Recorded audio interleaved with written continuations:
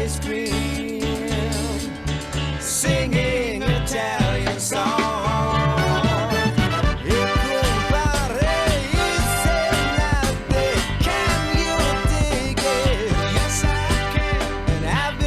Such a long time for Saturday.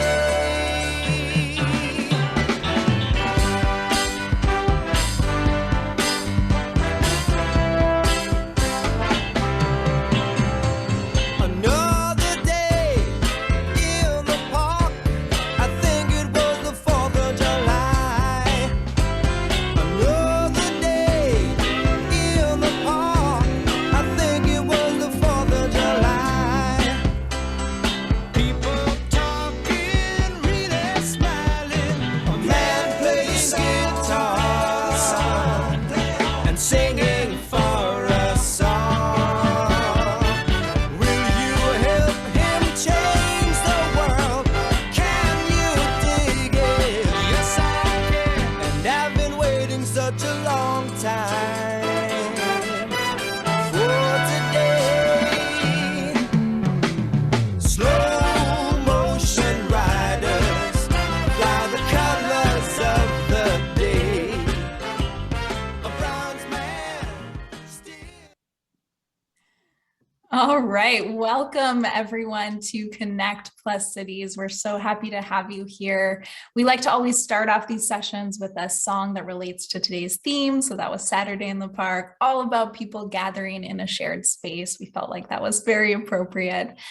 Great to see all the places that you're joining from. Please feel free to continue introducing yourselves in the chat as more people enter. So today's conversation is going to be all about how the places where we live, work, and play influence our social relationships and how we can shape our neighborhoods and cities to better address loneliness as well as strengthen our communities. So let's move forward. My name is Kasley Killam. I'm the founder of Social Health Labs. I've been working on community building initiatives for the past 10 years and founded Social Health Labs last year to catalyze different innovative solutions for the loneliness epidemic. And I'm joined here today by my co-lead on Connect+Conversations, Eddie Garcia.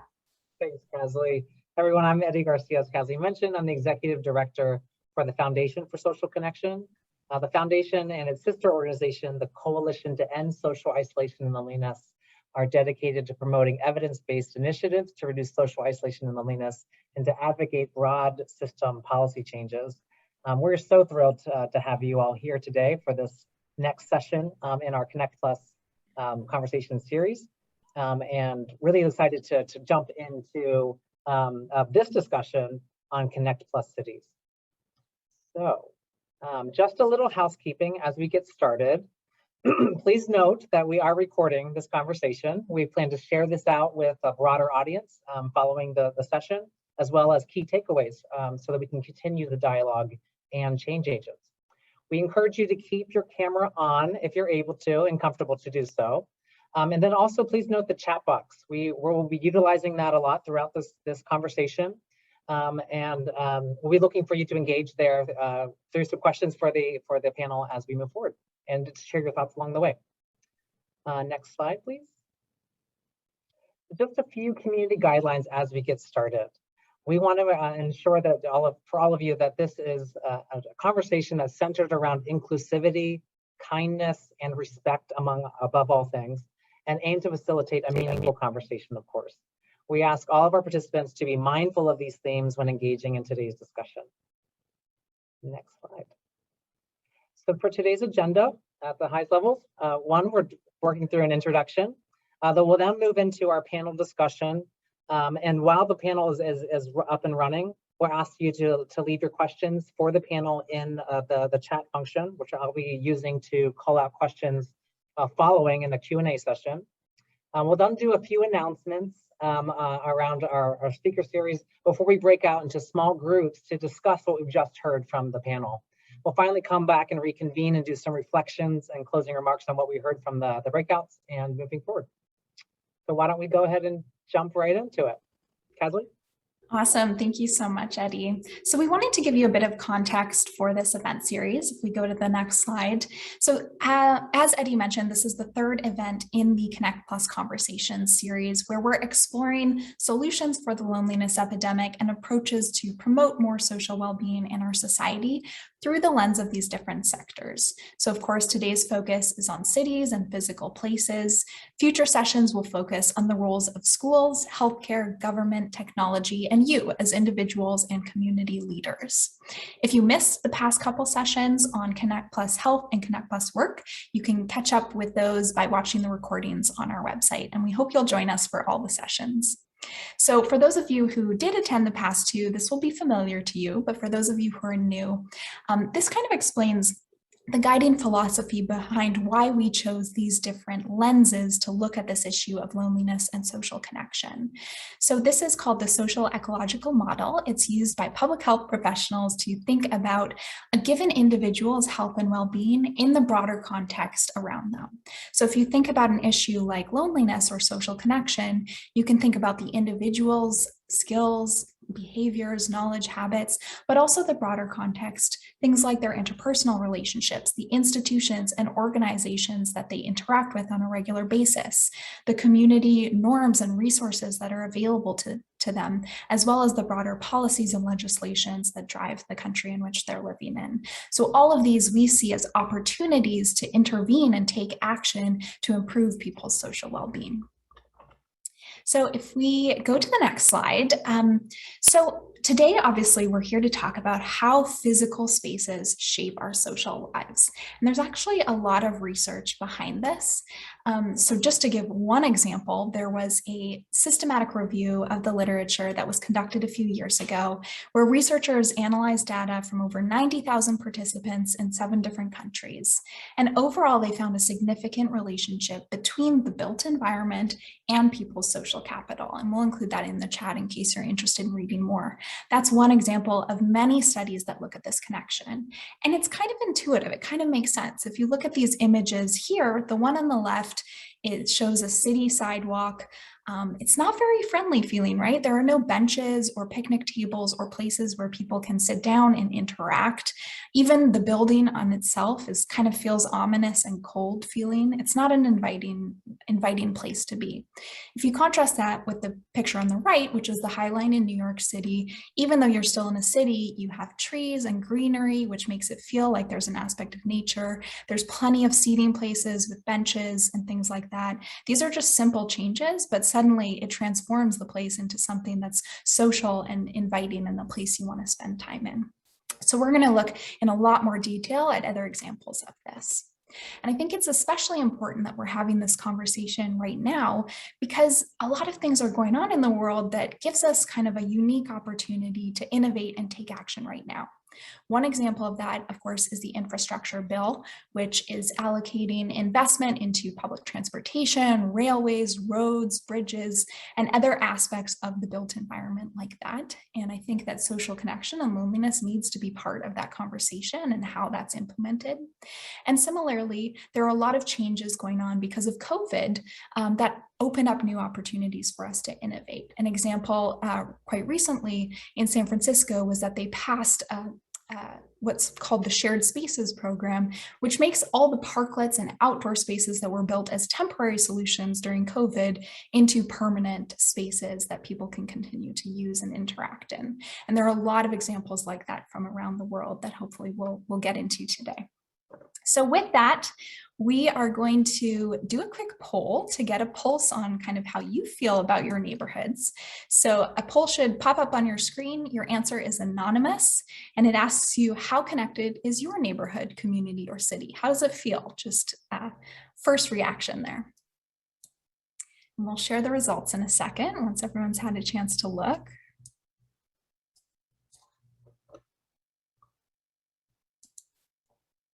Okay, I think we can go ahead and release those. So it looks like the bulk of you have said somewhat disconnected, so 49%, as well as 30% said somewhat disconnected. Very interesting. Okay, so clearly there's work to be done and we can make improvements in all of the places where we're living. So let's get right into it. So Eddie, I'll hand it over to you to introduce our amazing speakers today. Thanks, Leslie. So up first, we have Risa Wilkerson on the next slide.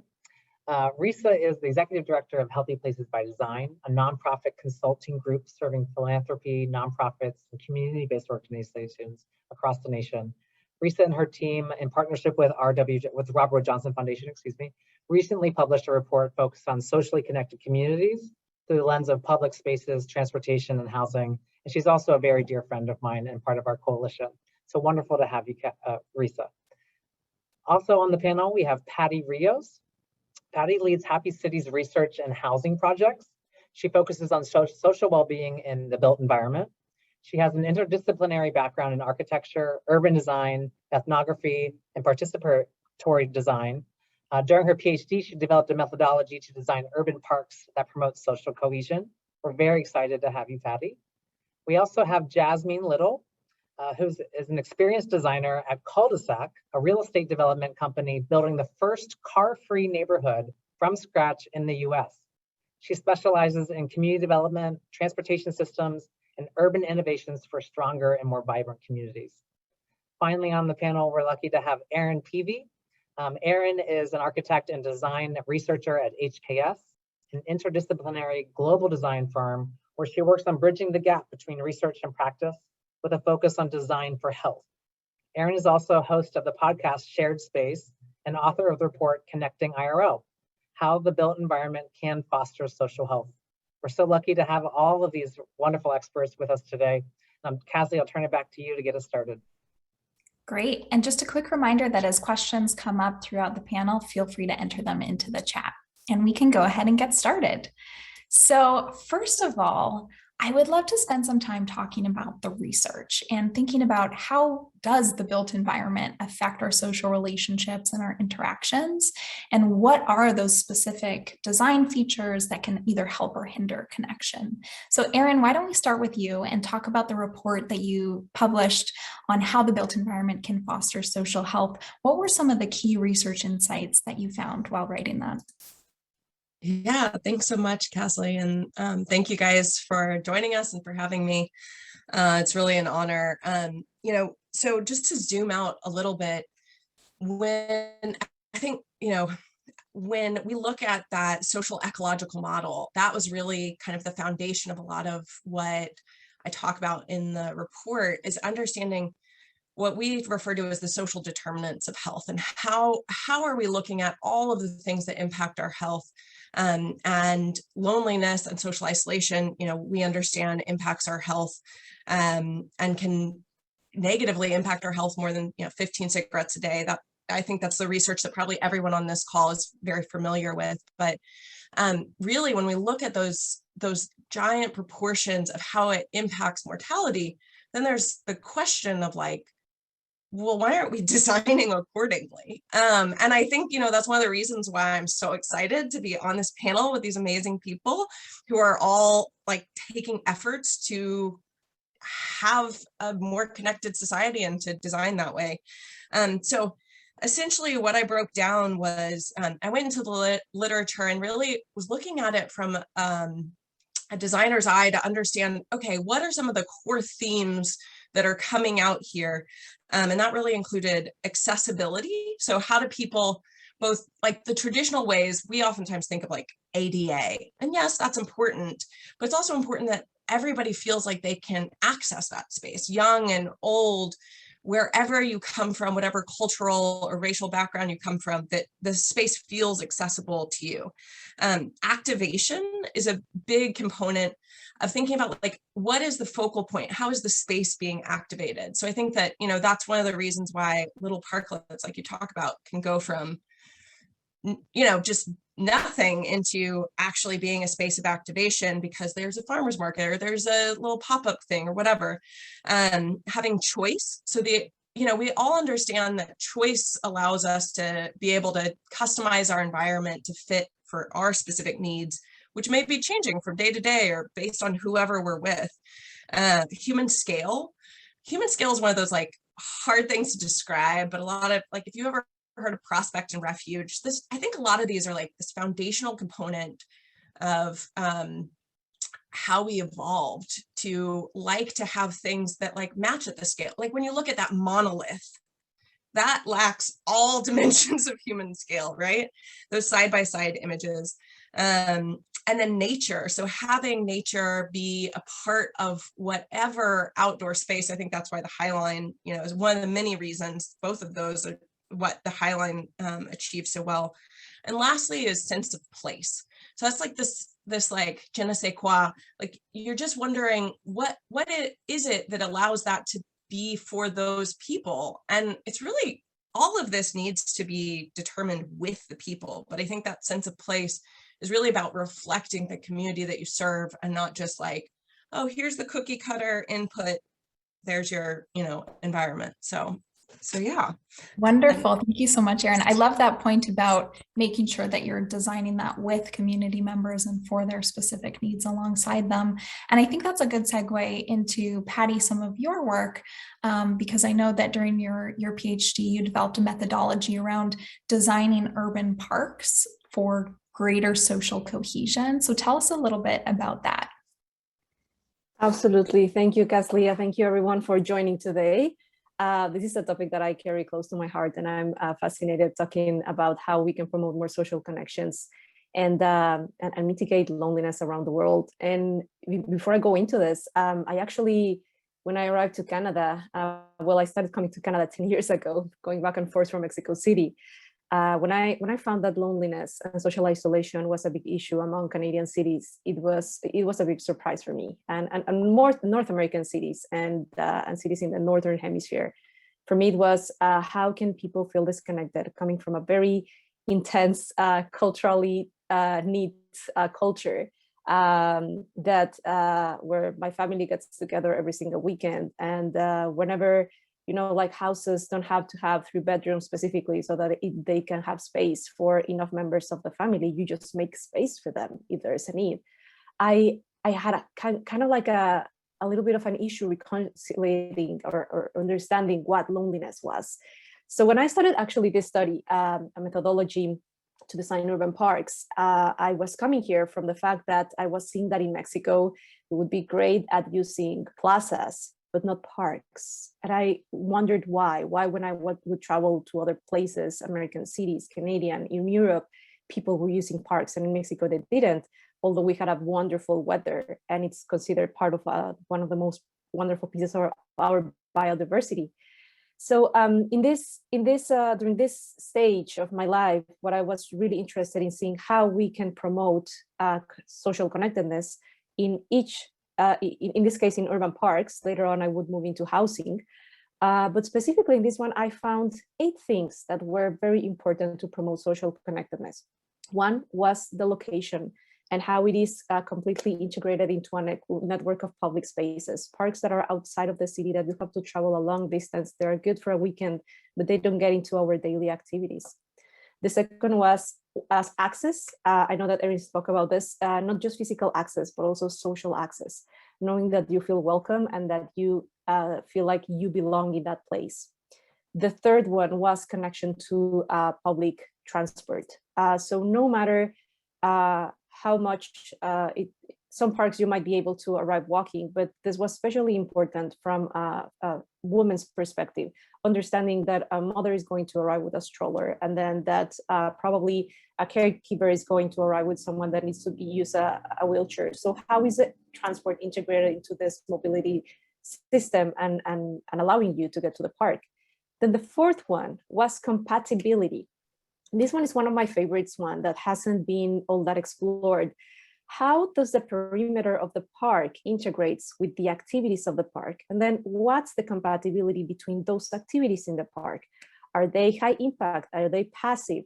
Are you putting a playground maybe next to some giant chess boards so that seniors can play, and then you create that interaction between children and seniors?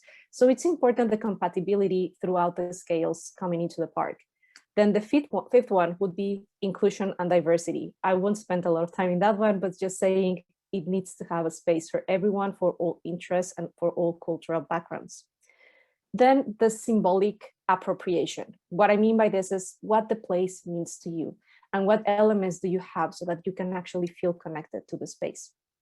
And then linear occupancy of space. We know that sometimes we're very focused on what is this space used for, but we have to realize that parks nowadays and most spaces in the city are a combination in between places to stay and transition spaces.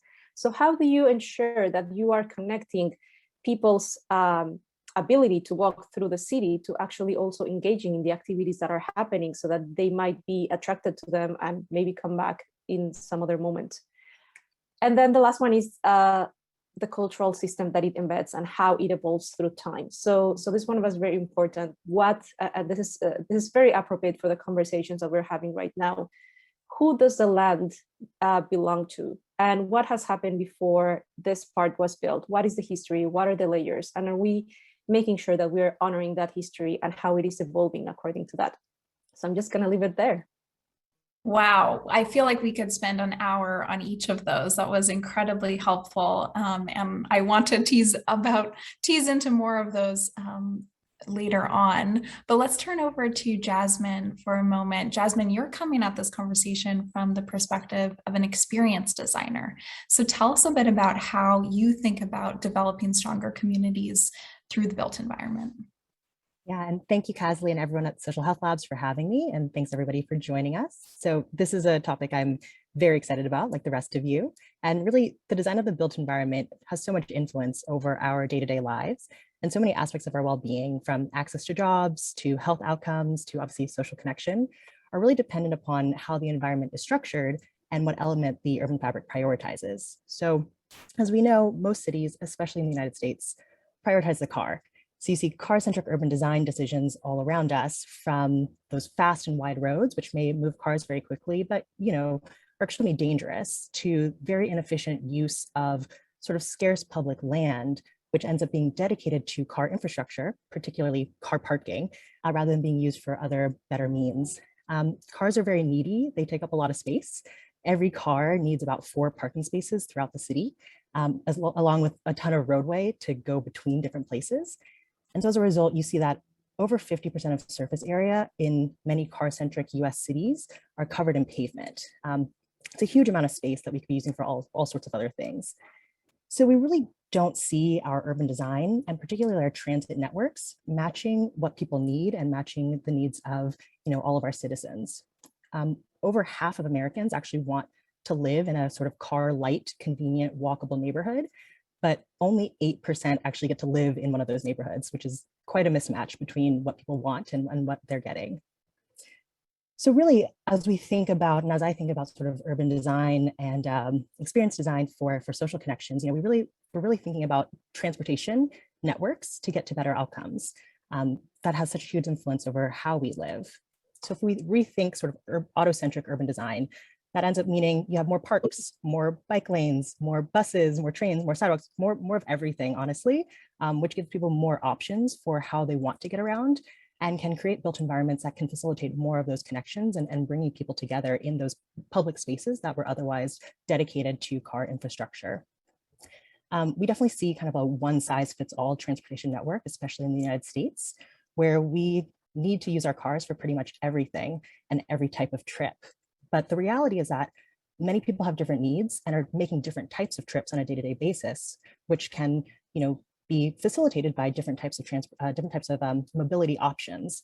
So almost half of car trips in the United States are 3 miles long or less. So really, that's a trip that could be easily replaced with a bus ride, with a bike ride, with an e-bike ride, which is an electric bike, which really makes it much easier to kind of hop on a bike and ride rather than take a car. So really, the way that I think about it and the way that we think about it at Cul-de-sac is that transportation networks and sort of transportation affects how people live and can have such an outsized impact on our options and our better health outcomes. That's fantastic. Thank you so much, Jasmine. I couldn't agree more. Transportation is such an important part of this. If you can't get to other people, you can't connect with them. So thank you for raising that. And I think that ties nicely into Risa's work. Risa, you recently published a report called Socially Connected Communities, Solutions for Social Isolation. Could you share some of the priorities that you identified there? Yeah, absolutely. And I'll add my thanks to everyone else for being here. This is exciting, and having heard the other remarks, I see why you brought us all together. Very complementary findings and recommendations. So first, I want to give credit where credit's due. The report, Socially Connected Communities, was actually something co-created with about 60 leaders who are serving diverse populations in equally diverse settings. And we all came together last year for a series of conversations to talk about what was needed to address this crisis of social isolation. And from these conversations, this report plus 2 action guides were developed.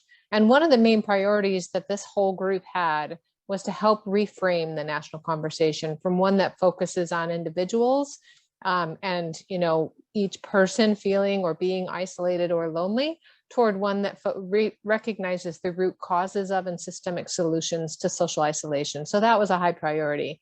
The report is really seeking to inspire and equip all readers to really think about those community level systems and to redesign them to support meaningful connections. And we've already heard great examples of that. Then we also, and I love this also ties to some other remarks, thought that before any of it was developed, we needed to have some guiding concepts. And there was, you know, strong agreement around that all recommendations and efforts really needed to be steeped in asset-based approaches, equity and inclusion, and cultural and historic context. And there's more in the report, but some of that's already been mentioned. So it was a great setup. So I'll leave that there. And then there were 5 recommendations that came out of this group. And we said that these are just starting points, honestly, for addressing social connection or social isolation and or social connection. And 3 of those are focused on the built environment, housing, transportation, and public spaces, and 2 on norms and inclusive practices.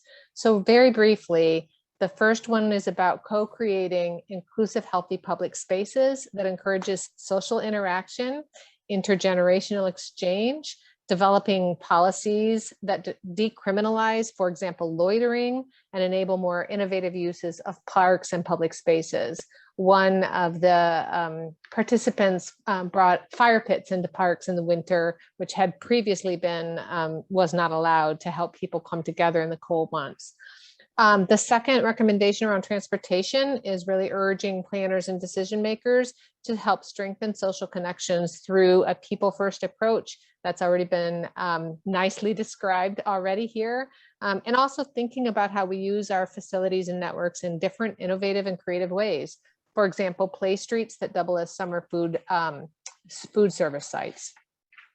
The third recommendation is around affordable housing, strengthening and safeguarding that inclusive affordable housing piece through zoning and other design measures that really help people gather. So a housing first strategy includes wraparound supports. That's one example.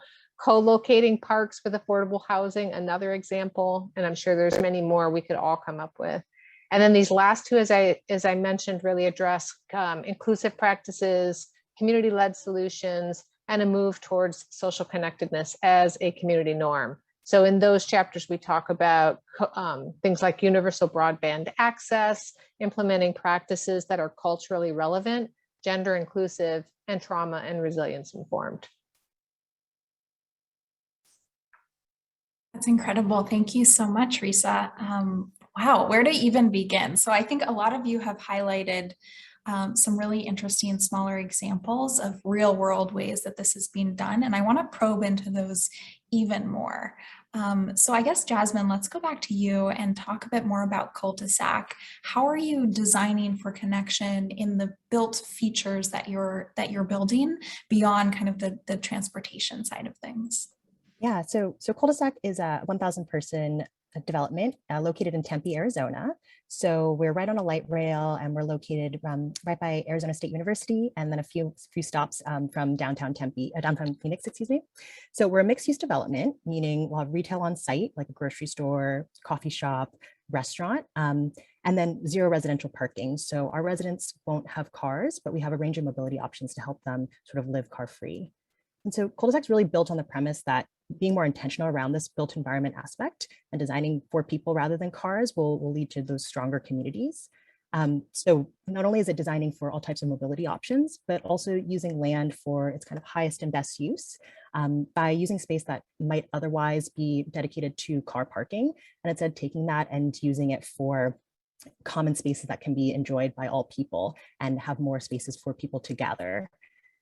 So the point around mobility is one where it's very clear that if people are biking and walking, you're actually going to see the faces of your neighbors. So you'll have a chance to kind of stop and say hi rather than just going back and forth between your car and your apartment, which tends to cut off those spontaneous connection opportunities. Another interesting stat is that 74% of Americans interact with their neighbors once a week or less, and a full third have never even met their next door neighbors.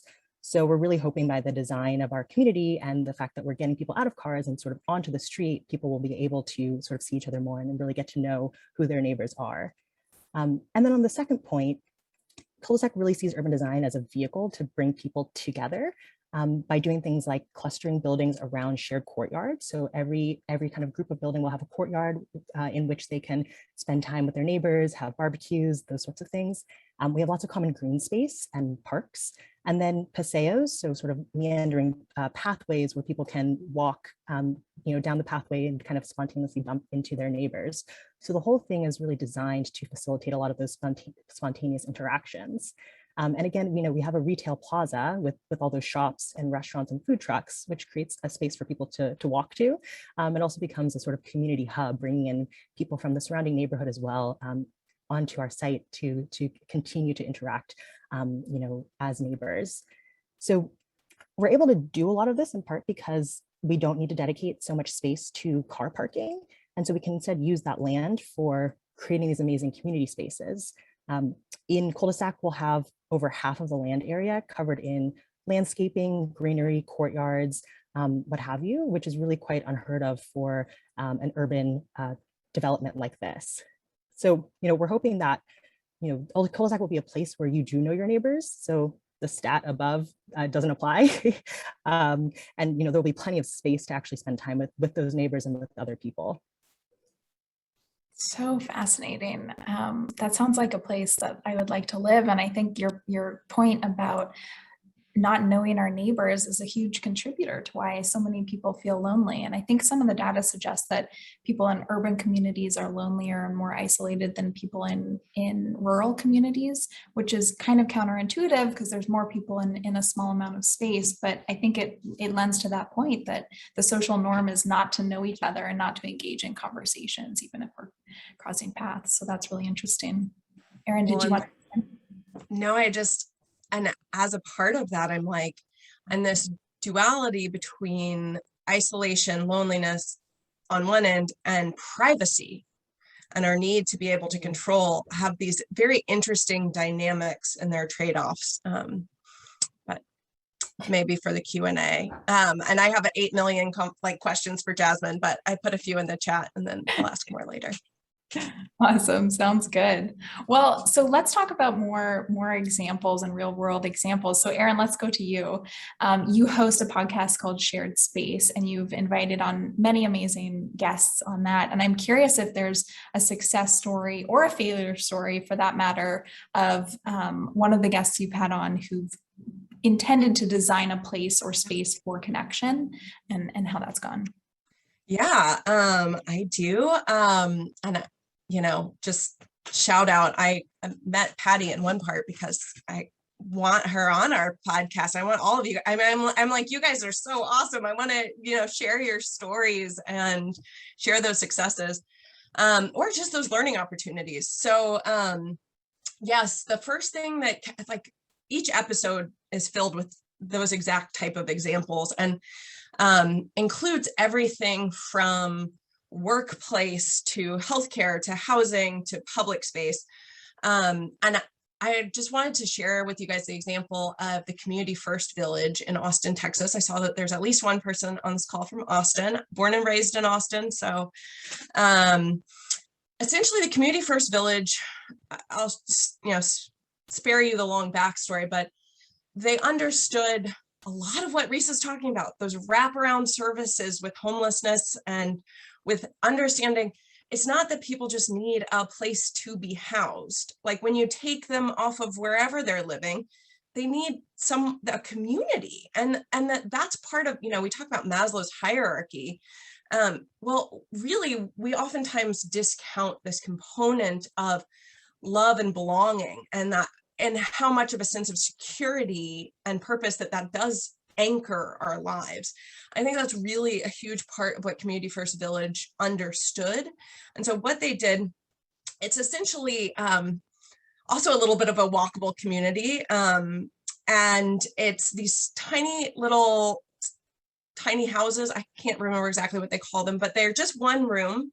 And they each were made with a large front porch in the front. They were each designed by a competition with architects that came in and said, okay, well, what about this? What about this? What about this?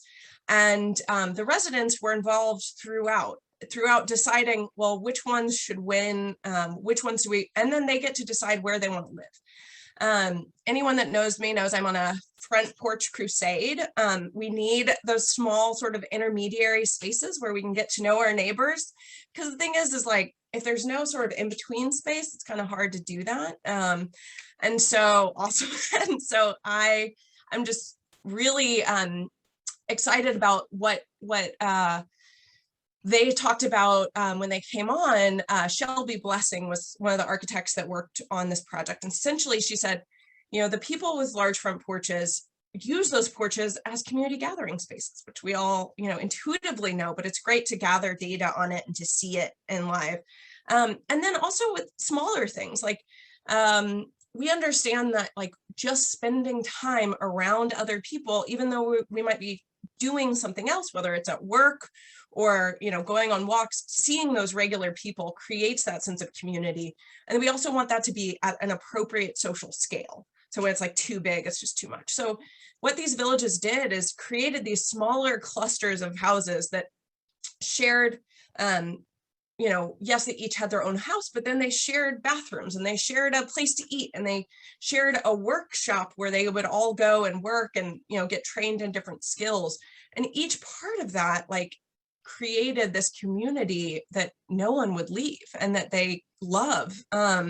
And I think that's a beautiful example in all of its ways, large and small, of designing communities for connection and how it doesn't have to be super expensive or super complicated. So interesting. And thank you to everyone who's adding questions in the chat. We are following along and making note of those. So please continue to do so. I want to talk we're running low on time and there's so much to cover here. It's such a fascinating topic. Let's move into kind of more recommendations. I think some people on this call today are architects, are designers, are urban planners, and are in positions where they can make decisions about this kind of thing. But then many of us are also just community residents. We're individuals and lay people who work on completely different areas, but are still interested in making our environments more conducive to social connection. So Patty, let's move over to you. And I'd love to hear your thoughts on how professionals, but also how lay people can take action to modify the places in which we live in to make them better for social well-being. Sure. I'm trying to organize my thoughts. So many things that I want to jump into, follow up with Erin, but also I'm seeing a lot of questions in the chat that I would want to jump into. The tension between loneliness and then also maintaining your private space. What we have been doing in Happy City is studying that it's important to have the possibility of controlling your social exposure. And I know that I have been talking about urban parks, but I want to move into housing. So housing, this is the place where we actually spend 16 or well, up to 24 hours these days of our lives. And we have come to realize that the places that we are living in, at least the grand majority of us in dense cities, are not conducive for for social connectedness in a positive way. Coming from Mexico, I know that the primary thing is kind of like to alleviate that sense that you are on top of each other and that you want to have your private space, because neighbors always know what is happening with you, and we're loud people. So you can mitigate as much as you can with walls and through these specific design strategies, but it's also going to happen. And something that we found in Canada and in North America overall is that people share so much this sense of privacy. And the issue is not that we are not putting ourselves enough out there, is that as designers, we haven't found the right spectrum of housing that has to be built so that we can actually give people a choice. So you have to either choose from living in a multi-unit residential building where you are going to open your door and bump into your neighbor in a space that is no more than 1 meter, and then, or choose between the suburban house that where you are meters apart from, or hundreds of meters apart sometimes from your most immediate neighbor. And where is the spectrum of housing? And then on the other side, we're seeing all of this initiatives about co-sharing, co-living, and the people are completely terrified because you don't want to be sharing sometimes every single piece of your life. I know I'm an introvert. I love social gatherings, but I have to go and reconnect with myself and retreat. But learnings from co-housing are actually telling us that having alcoves, having this the shared more widened space in the social corridor where you can actually connect with neighbors, where you can leave your boots, your coats, so that you have 2 or 3 minutes of interaction and know a little bit about what's happening in your neighbor's life. It's something that could be actually potentially designed into multi-unit buildings. What if we would start also designing lock-off units in multi-unit housing, where you have the possibility of not just moving into another place whenever you need another bedroom because your family is growing or you're downsizing, but you have the opportunity of actually adding a lock-off unit to your household. And then in that sense, you're rooted in the same place. You're able to stay in the community wherever you have been building roots, because also we are afraid of actually building roots and then having to move somewhere else. So porches, we are seeing during the pandemic, people are going out to their porches, to their front yards. They're using their balconies, they're using the terraces, they're even conquering the rooftop that it's not even prepared to actually be receiving people. So there's a need to find these spaces in between the public space and the interior of the building where people can feel visually connected. And that's gonna just add to the safety of the environment. And the last piece that I wanna probably mention is, Erin, you were mentioning supportive housing, or housing that has access also to supportive services. You know, if we start thinking about our homes as more organic spaces where a store can be added in the ground floor, where public housing needs to be embedded in every single one of our neighborhoods, and there's no discrimination, and that we are actually looking into a more equitable approach to the design of neighborhoods. If we start thinking that our homes also need spaces for us to maybe work or maybe transform into a daycare and not the typical gym that nobody uses. If we start actually understanding what's what we need, instead of just analyzing the data that's coming down from the patterns. I mean, I have nothing against data, but we have to analyze what we need and then what's happening so that we can make a concerted decision. I think that we're gonna start finding opportunities. And my last piece would be, there's a call to action to policymakers, because if you don't make possible through policies to actually promote social connectedness, to I'm gonna get technical, FSR exemptions, bonus density for everyone that is adding affordable homes or promoting sociability, then we are not gonna move away from the status quo. So there are things that we can do as a resident to connect with others, as an architect, as a designer, and then as a policymaker to make this change. That's fantastic. Thank you so much, Patty. And there was a comment in the chat I wanted to elevate, which is socializing is not the same as connecting meaningfully. And I think that's a really great point. Hopefully, well, I'd be curious all of your thoughts on that, but also I wanted to jump over to Risa to get your thoughts on kind of specific recommendations, both for those of you who work in this field, but also those of us who are lay people and just individual community members. And then we'll jump into everyone's questions that are in the chat. Yeah, thank you. So much good stuff here. I mean, I would think, you know, what I'll say to keep it relatively brief and to emphasize points that have already been made. I think that every single person, every organization, every sector has a role to play, no doubt. And when you start putting on the glasses of what is inhibiting or enhancing social connections, people can begin to dig through the practices, the way that the processes, the practices, the construction of anything that they're working on or working in, the choices that are made. And they can either be demanding, encouraging, and or advocating for and changing things to make sure that we're really prioritizing that. It has to become a community norm.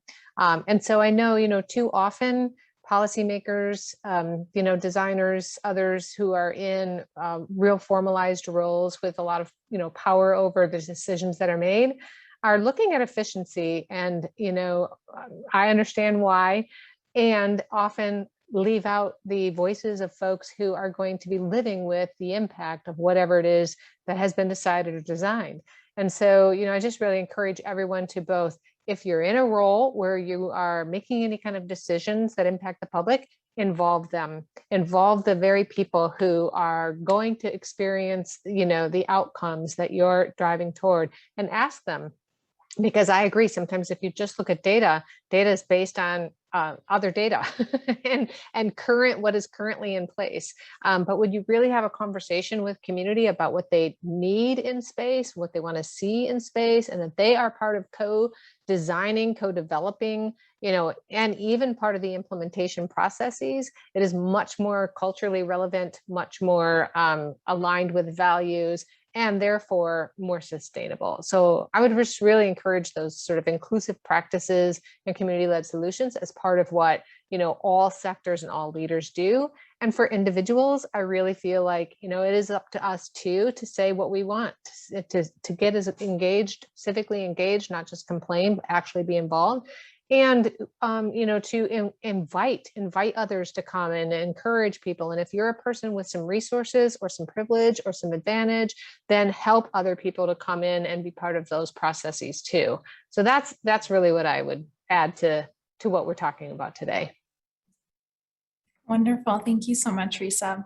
Well, I know we want to save time for questions from all of you. So Eddie, I'm going to turn it over to you. You've been able to follow the chat more closely than me. Thank you. And I've been trying to synthesize questions as much as I can so that we cover the most topics as possible.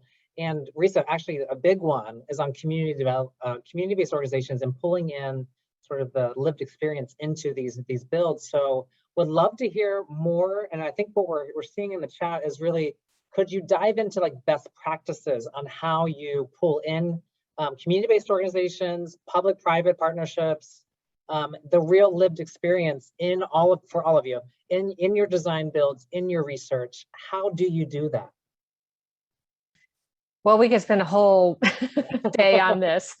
There are lots of ways, but I do think that one of the big pieces here is having respect and dignity for people and enhancing the dignity of those who you're trying to engage. So, an often used example is sometimes city governments have policies to get feedback, and they expect people to come to them on their time, or come to a city council, city council meeting that is not accessible for folks or not at a time that works for folks, right? So it's really about finding the ways to go where it makes it easy for people to be engaged and respecting their time and their needs as well. So when we're working in community, Eddie, we are always mindful that there are resources as part of any project to pay for childcare, to pay for meals, to help pay for transportation for people if they need it, to provide some kind of honorarium or stipend, or even to hire people from community to help with the project. For those are some examples. There's a great one in Greensboro, North Carolina, where neighborhood leaders were really provided the opportunity to fully lead a project, and the formal partners were coming alongside, keeping their mouths shut, coming alongside, listening to the experiences, asking what they needed, providing the resources that they could, and really shoring up the process with their resources to make sure that things happen. And this not only built trust between the residents and the government, or helped to rebuild some broken trust, I should say, between the neighborhood and the government and agencies, but it also built stronger trust between the neighborhoods. And the beautiful part of that is it builds resiliency. They had a tornado a year and a half after this project happened, and their connections, their meaningful, trusted relationships and connections as a part of that project helped them to build back quicker and respond much quicker when that happened. So I just wanted to share that. Wonderful feedback, Lisa. Any other thoughts from the other? In particular, Jasmine, I think there was interest in how you pulled in the community into your build. Yeah, so cul-de-sac's in a unique position where we actually have a long list of people who we've been staying in contact with who are interested in living in the development. And so we have been engaging with our future residents for over a year now, and bringing them into the design process, doing charrettes, having lots of in-person, prior to COVID, in-person events, and really learning from them in terms of what it is that they need and what they're looking for in this community that they'll be living in. And so we really wanted to create a sense that, this is a community and community focused, and that they will also be kind of co-creating it with us. Even after it's been built, there will be room for continual iteration and changes, and very responsive to what's working and what's not. And so that's been a big part of how we've been designing the neighborhood and designing with our residents. Great. Another important thing that we've touched on a bit here across the panel, but we really want to call out, and Dr. Louise Hockley from NRC, who is on and also brought up this question. She highlighted in the chat, she said, "I'm sure this panel will be able to offer explanations why Black older adults do not experience the loneliness reducing effects of being outside the home to the same extent as white older adults do." It's in a published report that just has been out, looking at 10 diverse Chicago neighborhoods. She provided the link. We're really interested in, are there differences, obviously, in how certain populations experience the built environment, and how should we account for these differences? So thinking about historically underserved communities, people living with disabilities, on and on. Would love your thinking around this. So I haven't read that study, so I'm not going to pretend or directly address it. But I mean, I think that when we think about, even some of the interventions that we've seen success in, not necessarily specifically around loneliness, but around even heart disease, right? So going to traditionally African-American barbershops and talking there about heart disease has helped to transition that. One of the guests I had on the podcast is a sociologist that is from Panama City, and his name's Mario Luis Small. And he looked at a number of Chicago neighborhoods and also New York neighborhoods and different neighborhoods, and looked at and understood why these things look very similar and yet are having very different outcomes. And for him, for that understanding, it was really around some of those specific norms of the community. And I think, I've heard a lot of others on the panel talk about connectedness as a social cultural norm, and understanding like, what are all of those other supports that currently exist, and how are those being leveraged? I don't know how that specific study addresses the built environment, but if anybody else does, I'd love to hear it. Any reactions more generally outside the study on the cultural differences that should be accounted, cultural and disability communities that should be accounted for across our different design features? I want to just jump in. I definitely can't speak for the Black community, but I can speak for Mexicans and from the perspective of the Latinx community. I know that we grow with such a strong tie with families. So sometimes even when older adults are not living alone, they know that you're gonna get visited by so many members of your family and so many friends.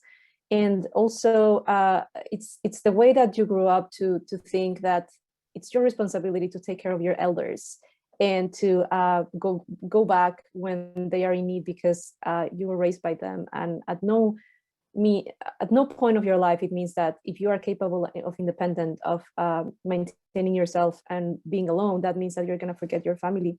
So I think that has a huge impact on how at least people in Mexico, older people, feel, because they will get invited to absolutely everything. And they probably, being a senior is one of the most joyful moments in life, because you have access to so many family members. But the other thing is, people are very used to be in contact with neighbors, and people are actually going to know what's happening to you. So what we could consider in other cultures as maybe trespassing or being invading people's privacy, we consider it as just normal, a social interaction of wanting to know how your neighbor is and ensuring that they have everything that they need. So with time, I think that, yes, we are getting more and more individualistic, and that's a shame. That's something that probably we shouldn't be moving away from, the social piece, but it's going to be different for sure in each and everyone, in every culture. Ties into what Erin shared earlier about activation too, that we can have the spaces and design them to facilitate and encourage connection, but ultimately it's up to us in terms of the way we use those spaces and the social norms about whether or not we're actually connecting in those ways. So thank you for that, Patty. And I would just add, like, and Patty and I have nerded out on this topic, and Cassie, I think you and I have too, which is like, that is why it is not just the physical environment. It is physical environment, programming, policy, and I'm sure culture, et cetera, but like the things that we can change are, you know, the environment, the policy, and the programming. So like, are you creating an environment for the people that are in that community? Like, are you listening, like Risa said? And then are you creating an environment that fits their needs? And then are you, you know, like, okay, you built a soccer field or a park, like, are you having yoga class? I mean, Bryant Park in downtown New York is like a great example of this. It's a beautiful space, but they also like have a dedicated staff that just does programming there. And that's one of the things that keeps it so alive. And then they have policies that support that. And, you know, I think that's really important. On a recent call we had, there was a comment about the city of Edmonton in Canada supporting neighborhood block parties. And so that's just one example. If you have resources and some support and encouragement to kind of have those kind of neighborhood block parties. And likewise, there's a park in Greenville, South Carolina being built between historically Black and historically white neighborhoods where the two never met. And this park is being designed by both neighborhoods so that it is inviting for all people that are surrounding it. And can you imagine the social connections that will take place there that never have historically taken place, and the conversations that can help people to get to know each other's lived experiences better and have some empathy and compassion and respect for the neighbors. So just wanted to throw that out too. Excellent. I know that we don't have much time. I do want to ask just one more quick question. So very, very quickly, how are you evaluating outcomes? How are you thinking about metrics? How does that data go back into your design features? How are you thinking about social isolation and loneliness and connection? And how does that data feed back in? Anyone? Yeah, so as I mentioned, we are co-creating with our future residents, and we'll continually collect data even after we've launched so that we can understand how well our spaces are working. We have a lot of programming planned, a lot of events that also include sort of the wider Tempe community. So of course, we'll be collecting a lot of data to understand how well those work and what types of things people want to be seeing, not only in terms of programming, but also in terms of changes to any of the built environment. And how well people are connecting. But importantly, we're also potentially working with ASU researchers to do a full-scale study of how this lifestyle shift enhances people's well-being, both socially, physically, and in all sorts of ways by thinking about a very different way of living that is not centered around the car, but has sort of more of a communal, walkable community aspect. Any other thoughts? If you would want to also follow a study that we're doing, is called Happy Neighbors. I'll share the link in the chat. So this study, what it does is it's analyzing a building where programming that is initiated by the neighbors. We are analyzing how well-being is impacted throughout that programming activation. So how we designed variables so that we could measure the level of social connectedness, level of engagement, resilience, how perceived health, for instance, how they were feeling before those activations started, and then how they are feeling after these activations have been taking place. And then we're comparing this to a building where it's not about the activations, it's actually people who are moving into a building that has been purposefully designed for social interactions. So has many spaces to bring people together. So we're also creating a baseline about how people are feeling right now that they haven't joined the building. And then what is their well-being looking like after they have moved into this building and started experiencing the places. So it's a longitudinal study. It will take quite a couple of years, but we're capturing how this is evolving through time, just having the right variables and then measuring it throughout the study. Well, Patty and Jasmine, we're very excited to see that data when it comes out and to help inform how other communities are thinking about our built environments and how we design those features. We unfortunately have to move on. We were so grateful to the panelists and to Casly for moderating. We'll be sharing these learnings and sort of cultivating those and sharing those out with a broader audience. So thank you all again. And thank you for the audience for the great questions. We're going to move into our next segment. So before we move into our breakout rooms, just a few announcements for everyone. Wanted to make sure that you all are aware of our next event, which is coming up. So next slide, on September 23rd, which will be Connect+Schools. You'll hear from another wonderful panel of researchers and experts focused on how we connect within the school system and things we can do within our own communities to impact the connections within schools. Registration is up and available now, and again, it's on September 23rd at 1 p.m. Pacific, 4 p.m. Eastern. And then also just thinking of, for those of you who are interested in continuing to get involved in this body of work with us, you can of course email us. Our emails are here, both for Casly and myself.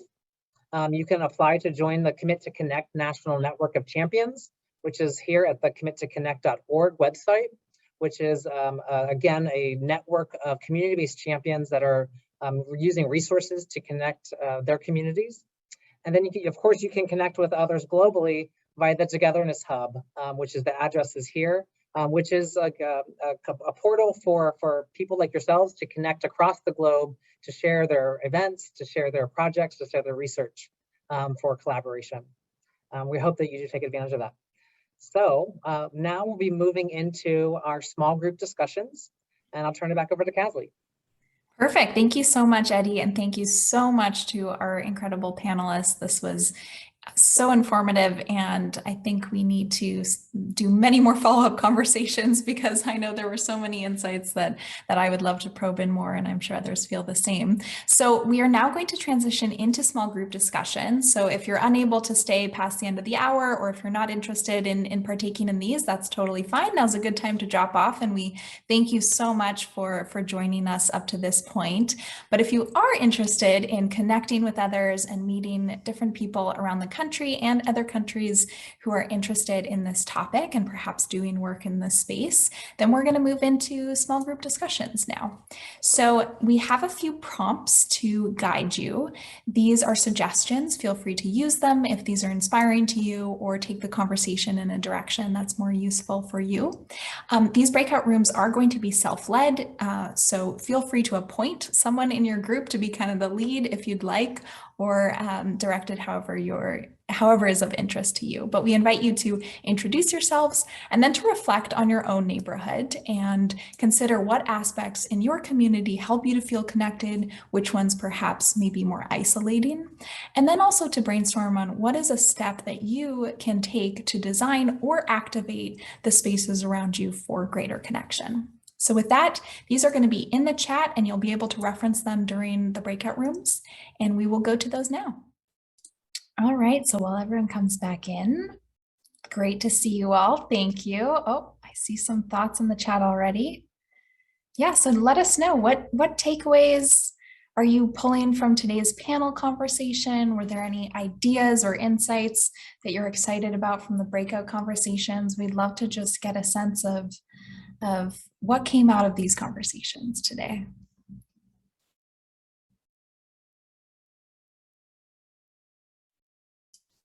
Kevin Strauss is giving some love to everyone in room 1. Awesome.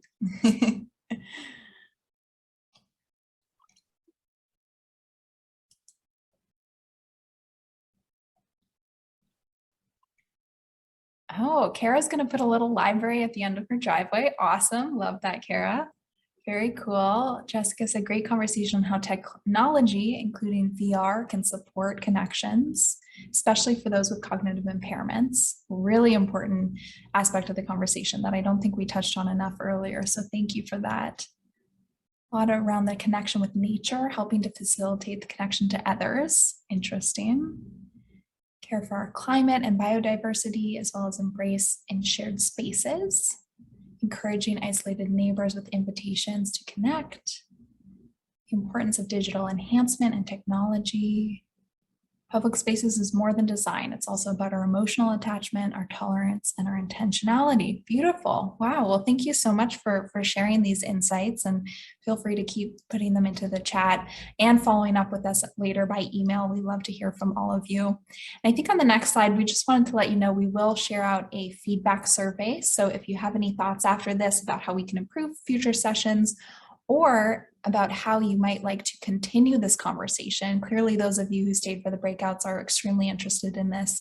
And we really want this just to be the jumping off point and the start of a much deeper conversation and action that hopefully all of us can take in our communities. So send us some feedback, but also reach out with your ideas if there are ways that you want to continue this conversation. Beyond that, I think we're ready to wrap up. We want to send a huge shout out to our partners at Commit to Connect, the AARP Foundation, and the Administration for Community Living. Eddie, I don't know if you want to share thoughts on any last remarks too. No, I appreciate it, Kathleen. We're just so thrilled that all of you are on this journey with us on these Connect+ conversations. We're so happy to have you all here for this conversation on Connect+Cities. And as Kathleen mentioned, so grateful to our sponsors at the Commit to Connect program, AARP Foundation, ACL. And we're looking forward to having you join us at Connect+ Schools in September.